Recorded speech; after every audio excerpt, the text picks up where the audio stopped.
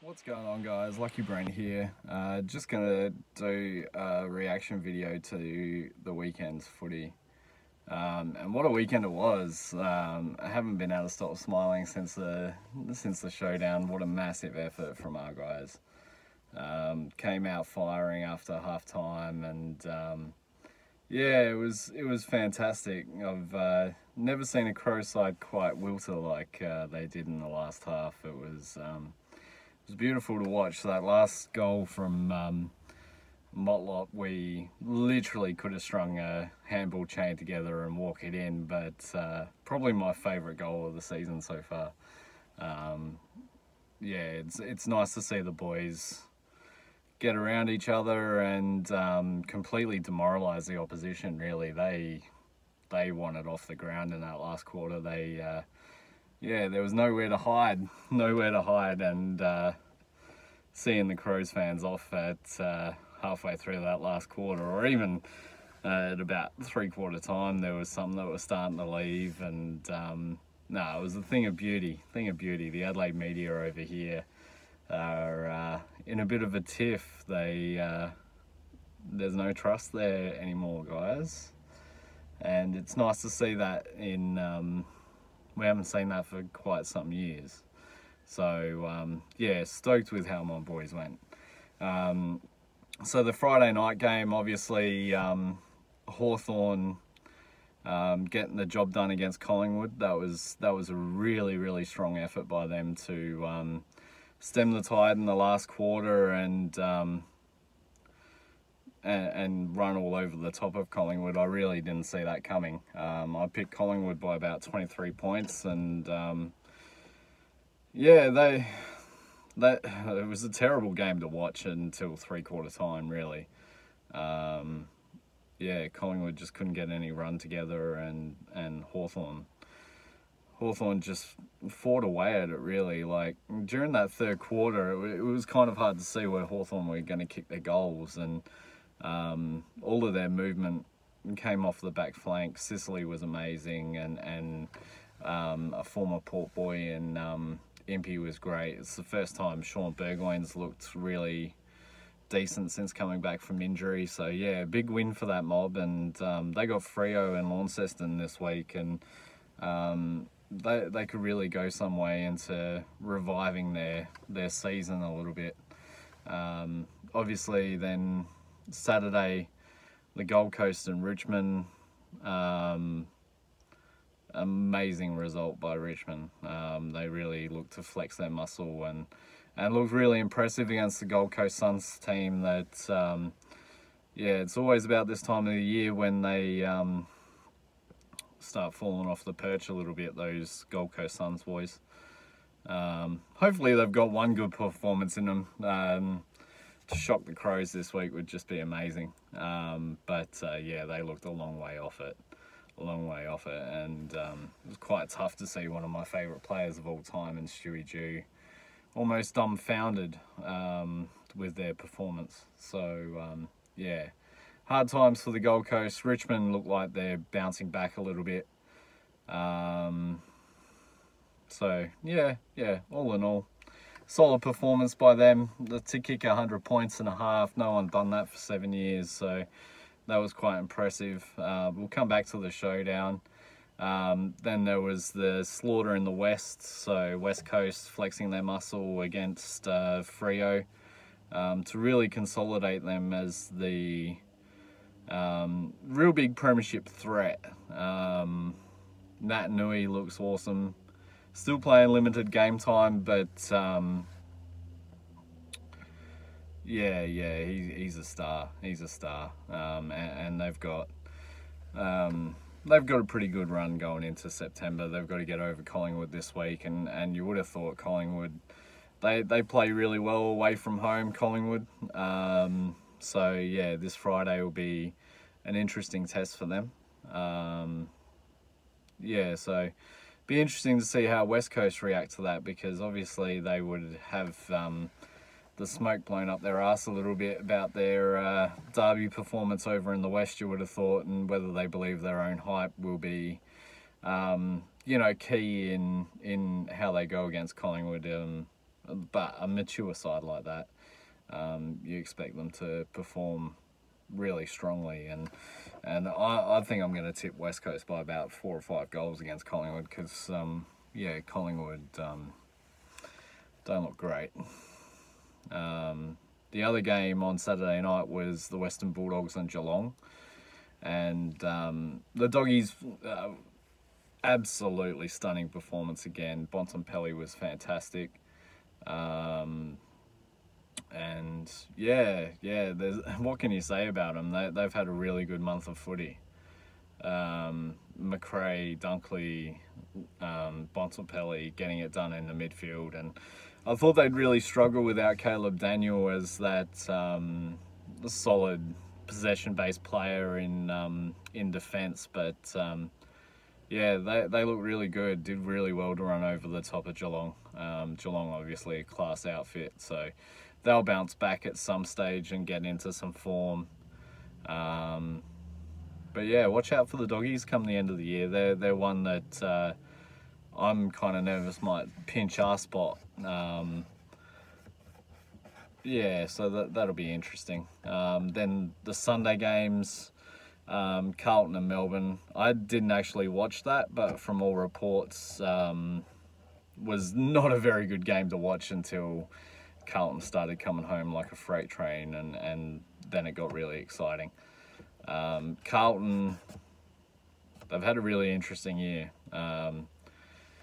Obviously, they've only had the 2 wins, but they've lost a lot by under 2 goals. And you know, if they win those matches, then I've got a few Carlton fans at work, and they're saying, you know, they could easily be 7 and 8 if they won the games that, you know, they lost by under 2 goals, which they could have done. You know, like if that game against Melbourne, if it goes for another 20 minutes, I reckon Carlton probably win that by about 2 or 3 goals. They had all the momentum, and yeah, very interesting year from Carlton. Very interesting year. The next game, who was it? It was, well, the last game was GWS and Brisbane, and Brisbane continuing on their solid form and absolutely smashing GWS on the outside, which was really interesting to see. Josh Kelly for GWS, obviously injured in that last quarter, and that's a bit concerning for any AFL fantasy players that are out there. Taranto was quiet early but bounced back. Cornelio looked like he injured himself. I thought he had done a calf at half time. He looked to limp away from a contest, and it didn't seem to bother him in the second half, but the last kick of the game he had, he looked pretty sore. Who was the other game? Oh, St Kilda and North Melbourne. No wonder I couldn't fucking remember it. Yeah, North absolutely, well, not really smashing St Kilda, but didn't really give them a chance. They kept them at a distance, and some of the young fellas, Ha was fantastic, and kicking 5, and obviously Bruce kicking, 6 for the Saints. Yeah, a little bit of a shootout, I suppose you'd call it in today's standards. But yeah. I don't think all in all there's a lot to worry about with either team. North have put a solid month in since Brad Scott's gone, or Chris Scott, or one of the Scotts went. Yeah, they've looked solid enough for a month. So yeah, it'll be interesting to watch their form coming into the end of the season, to see where they end up. Rhys Shaw looks like he's really trying to land that job at North Melbourne, so will be interesting to see that. Going back to the showdown, I was lucky enough to go. One of my mates from work has Adelaide Oval tickets, so SMA members tickets, and I'm used to sitting in the cheer squad making a lot of noise, so sitting in a pro-crow environment and you know, having to watch my P's and Q's a little bit was very interesting. But yeah, got on it a little bit when I left for the game, got on the train. I live down south, so I got on the train and there was already, the train was packed in red, yellow and blue. Looked like someone had thrown up everywhere. And yeah, as we were getting closer and closer to the city, the train was just absolutely packed. Sardine tin type of style. And I was thinking to myself as we were walking in, like, what am I doing going to a bloody Crows Home Showdown, mate? There's no one in the AFL that gets me really anxious before a game than when I walk into a game and see those Crows colours everywhere.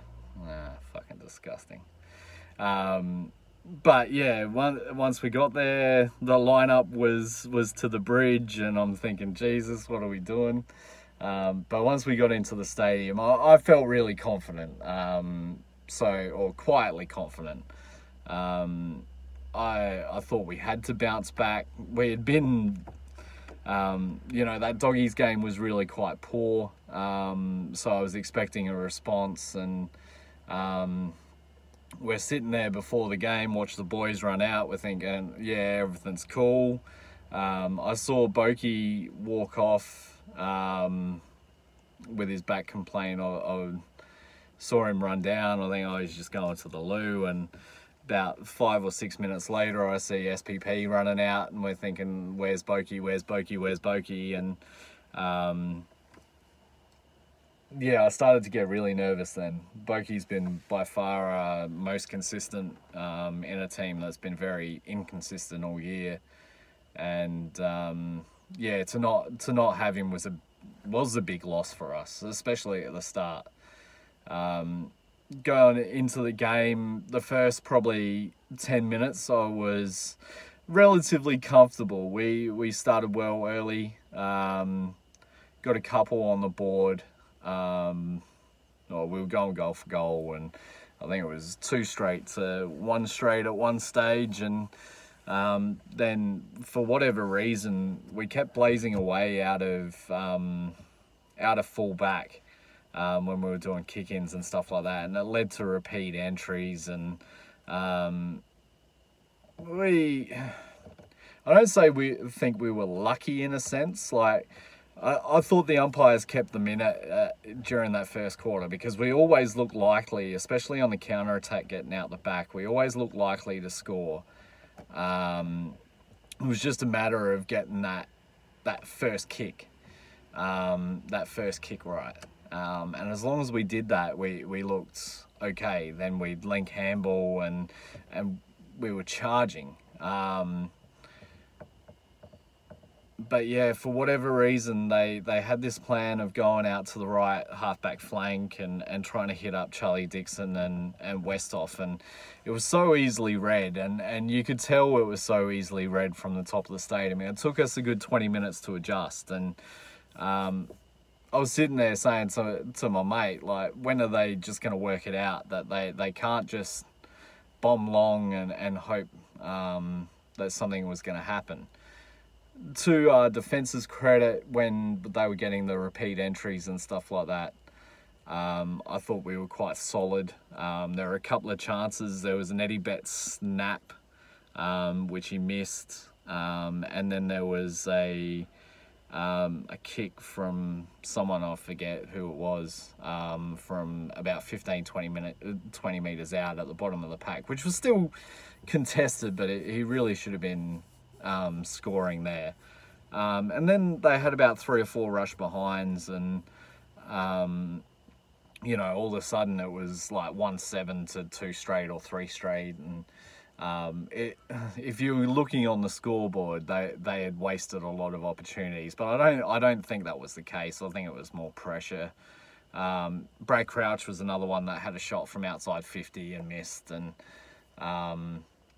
there was no real clear you should kick this. It was all sort of hypothetically you should be hitting the scoreboard a little bit harder, but yeah, I thought we were good value, even though we went in behind at quarter time.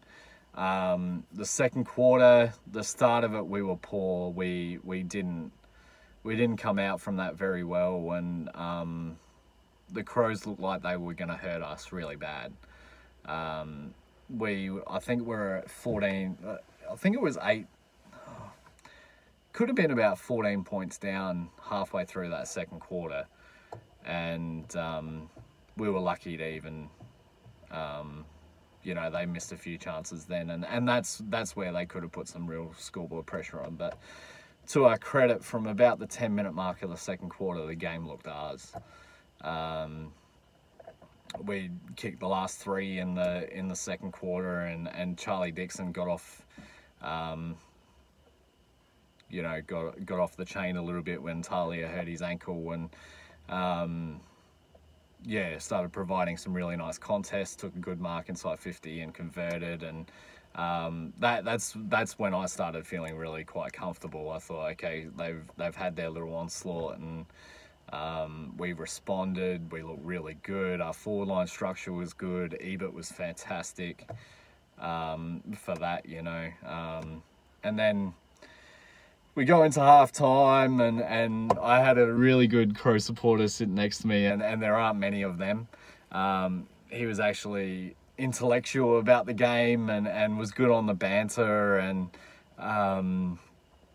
which I can really appreciate. And he says to me as he's walking off, I'll come back in the third quarter to watch you walk out at 3/4 time. And I'm like, yeah, we'll see about that, blah, blah, blah.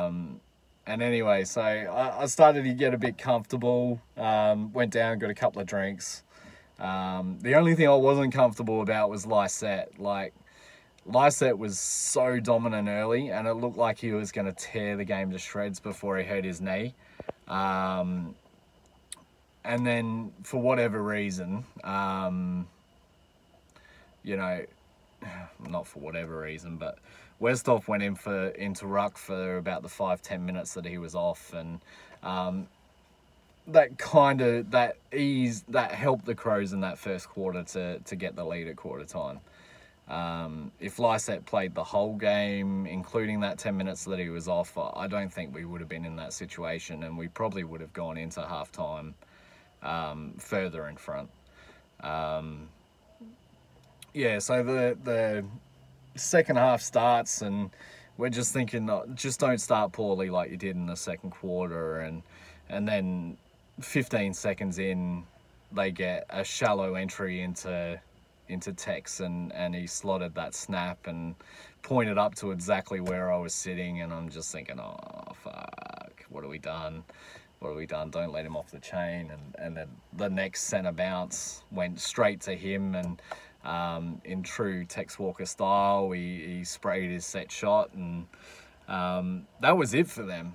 Like, after that, they fell asleep. Like, I don't know whether it was they thought everything was just going to roll on from there, and momentum was going to take care of itself. But 2 minutes later, Westhoff set up probably one of the goals of the year. So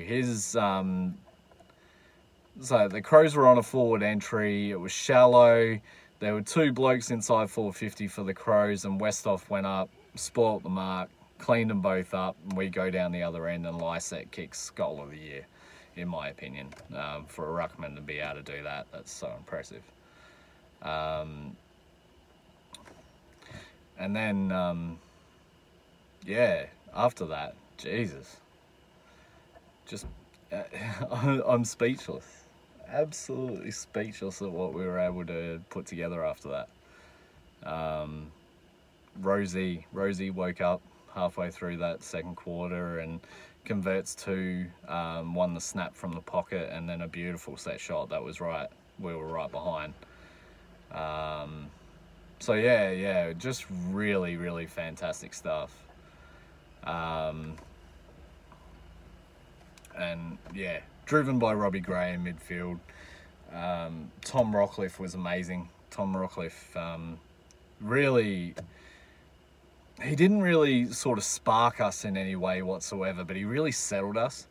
He was dropping behind the ball and picking it up like nothing else, like getting a lot of defensive 50 marks and just leading the chip around. And it was towards the end of the third quarter where playing around at the back, and it was the first time in probably our 20-year history, 22-year history, that we actually looked really comfortable managing the clock. Usually that's a real anxious time for Port supporters because we historically haven't been good at that. But yeah, we were so clean. So and I think that's when the Crows just died. They just died.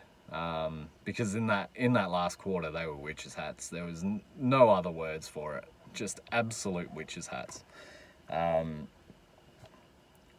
That last quarter was beautiful in itself, in that the first 10 to 15 minutes, I think they thought that Adelaide were going to come for them. So when we won it out of midfield, we weren't rushing forward. We were finding space and hitting targets and, you know, doing the play around the back thing, switching one way, switching the other. And you could just see it in the stands. The Crows players just, they didn't want to be there. They didn't want to be there chasing tail. And yeah, then to just run over the top of them, and that goal from Motlop being the end that, you know, was just so beautiful. And it would have been nice to kick another one just so we, you know, we won by 10 goals and that would have been just fantastic. But you can't snigger at 57 points. And I tell you what, I ended up catching the bus home because the train station was absolutely packed, and you would not have heard a quieter bus. It was fantastic. My daughter rang me as I was on my way home, and she was sleeping over my parents' place, and yeah, that phone call was amazing in itself. Did we win? I'm like, yes, we won. And my mum was like, where did that come from? And I said, well, I thought the umpires had kept a minute and blah, blah, blah, blah, blah, blah. And at the end of the phone call conversation, I looked around and there was about 30 Crow supporters just giving me daggers. And that's really beautiful stuff. And I haven't been able to stop smiling since. It's been a fantastic start to the week of work, that's for sure. It's always easier when your team gets up in a showdown. But yeah, I just wanted to give my game review, or games review on the weekend. A bit of a longer video than I'd usually do, or feel comfortable doing. But yeah, if you like this type of content where I do round reviews, let me know, drop a like, become the first subscriber. Yeah, get around me. Alright guys, take it easy. I will do an AFL fantasy review probably later today, and I'll get these videos up I'll probably get the AFL fantasy review done. I'll film it tonight and then upload it in the morning, and yeah, I'll get this one up tonight. So yeah, hope you're doing well. Hope your team got up on the weekend, and can't the pair. Cool. Take it easy guys. Bye.